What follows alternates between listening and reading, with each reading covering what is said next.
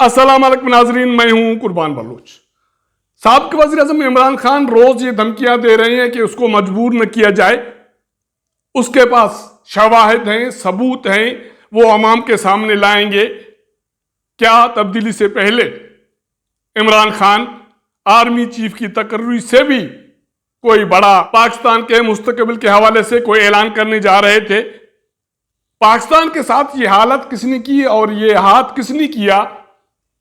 जुलाई में कहा यह जा रहा है कि साबिक वजीर खजाना इसहाक डार वापस पाकिस्तान आ रहे हैं, लेकिन इस्लामाबाद में एक सवाल यह भी गर्दिश कर रहा है कि इसहाक डार तो दूर की बात है, अगर मौजूदा हालात में बड़े मियां नवाज शरीफ भी वापस आ जाएं, इक़्तिदार संभालें, तो पाकिस्तान को मुस्तहकम करने में बड़ा वक्त लगेगा। इम्तिहान का दौर है और पाकिस्तान के साथ बड़ा हाथ हो गया है। उसके साथ ये हाथ किसने किया, इसका जायजा लेने की कोशिश करेंगे। तो नाजरीन, आप रोज साबिक वज़ीर-ए-आज़म इमरान खान को सुन रहे होंगे, वो कहीं न कहीं खिताब कर रहा होता है, वो जलसे को खिताब कर रहा होता है, वो प्रेस कॉन्फ्रेंस कर रहा होता है। उसका यह कहना है कि उसके पास बहुत सारे सबूत हैं, उसको मजबूर न किया जाए, वरना वो सबूत मंजर पर लाएंगे। और दूसरी बात यह है कि मौजूदा मखलूत हुक्मरान ये दावा कर रहे हैं कि इमरान खान तब्दील होने से पहले पाकिस्तान के हवाले से कोई बड़ा फैसला करने जा रहा था। तो क्या इमरान खान आर्मी चीफ की तकर्री से भी कोई बड़ा फैसला करने जा रहा था? तो जरा कहते हैं कि हाँ, इमरान खान की हुकूमत की आखिरी अदवार में इमरान खान पाकिस्तान के मुस्तकबिल के हवाले से बड़ा ऐलान करने जा रहे थे। उसके साथ मुख्तलिफ हलकों के भी कुछ लोग साथ थे और फैसला ये हुआ था कि पाकिस्तानी कौम को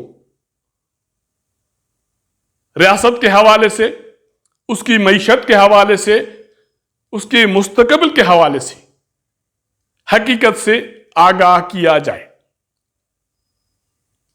सूरत हाल ये थी कि पाकिस्तान इमरान खान के आखिरी दौर में तकरीबन दिवालिया हो चुका था और इमरान खान जरा ये दावा कर रहे हैं कि उसका बाज़ाब्ता ऐलान करने जा रहा था, लेकिन एक हल्का मुक़द्दर हलकों का वो भी था जिनकी ये कोशिश थी कि इमरान खान को हर सूरत में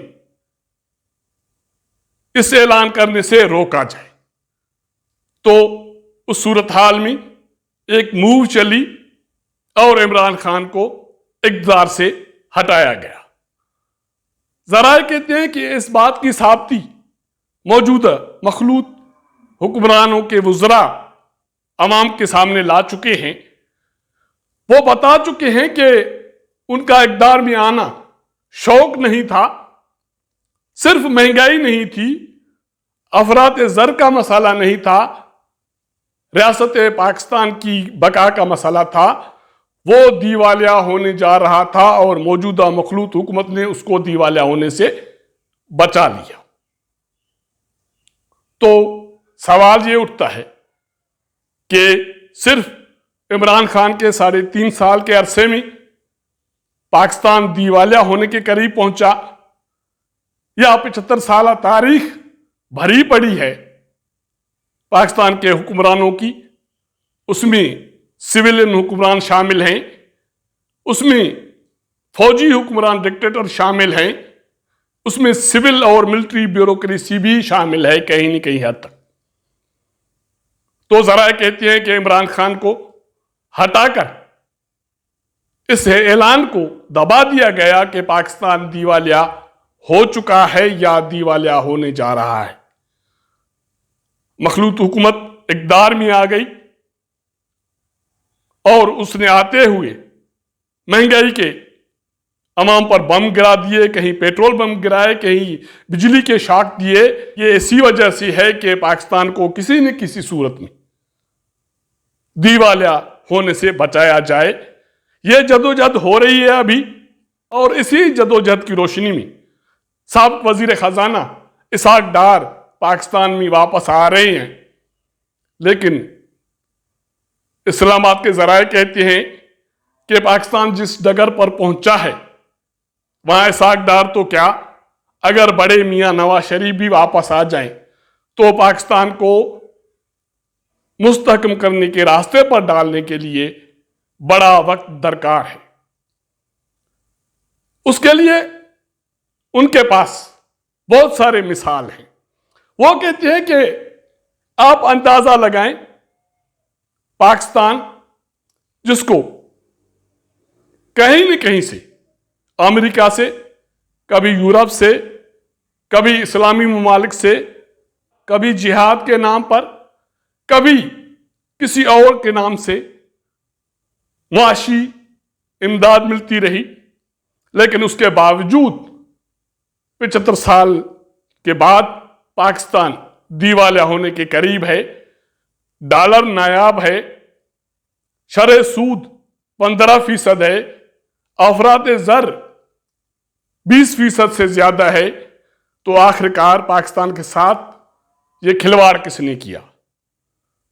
उसका पड़ोसी मुल्क अफगानिस्तान, जिसने 3 दहाइयां कत्ल गारत देखी, जंग की हालत देखी, लेकिन अफगानिस्तान की अफगानी करेंसी पाकिस्तान से मुस्तहकम है, वहां डॉलर का कोई क्राइसिस नहीं है। इस हवाले से समझा तो यह जा रहा था कि अफगानिस्तान जंग के हवाले से या अफगानिस्तान पॉलिसी के हवाले से पाकिस्तान की जीत हुई है, लेकिन जब सारी ये धूल बैठ गई तो उससे यह अंदाजा होता है कि पाकिस्तान का जो भी किरदार रहा है उसमें पाकिस्तान इस्तेमाल हुआ है, जिसकी वजह से पाकिस्तान बहरान का शिकार है।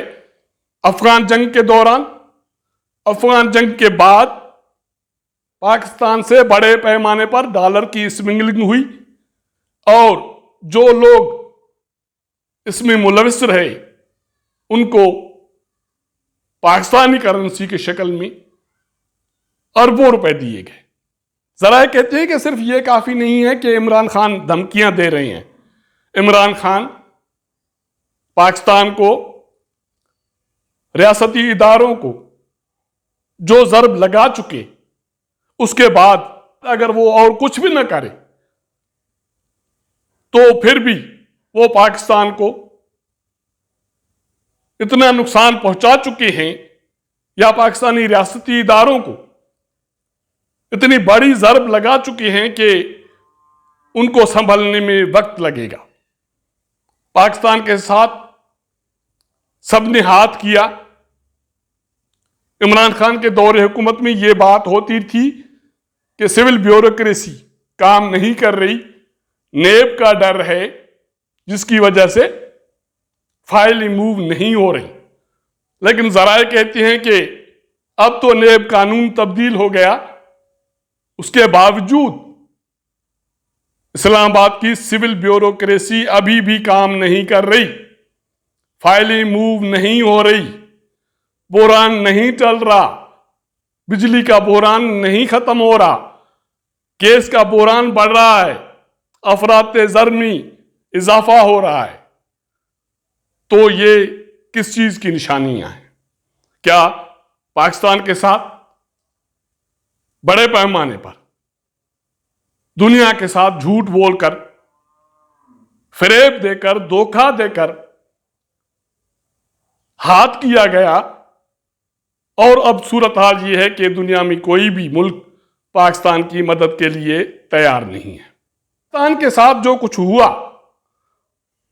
उसको मैं समप एक सिंधी कहावत की शक्ल में करूंगा कि सिंधी में एक कहावत थी कि एक गांव में जाफर नामी एक शख्स रहता था।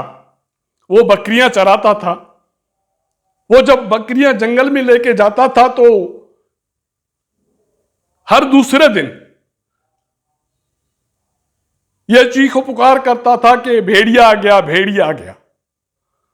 लोग डंडे लेकर उसकी मदद को पहुंच जाते थे, लेकिन जब लोग वहां पहुंचते थे तो जाफर कहता था कि मैंने मजाक किया। आखिर एक दिन भेड़िया जाफर की बकरियों की रेवड़ में पहुंच गया। जाफर चिल्लाता रहा कि भेड़िया भेड़िया, लेकिन जाफर की मदद के लिए कोई नहीं आया। शायद पाकिस्तान के साथ हुक्मरानों ने, सिविल ब्यूरोक्रेसी ने, मिलिट्री ब्यूरोक्रेसी ने और मुकद्दर हलकों ने वही हालत की जो जाफर ने अपनी बकरियों के साथ की। आज के लिए इतना। अगर हमारा ये वीलॉग आपको पसंद आए तो अपने दोस्तों के साथ शेयर कीजिएगा, अपना फीडबैक दीजिएगा। आपके साथ मुलाकात करेंगे अगले प्रोग्राम में। तब तक इजाजत दीजिएगा। अल्लाह हाफिज।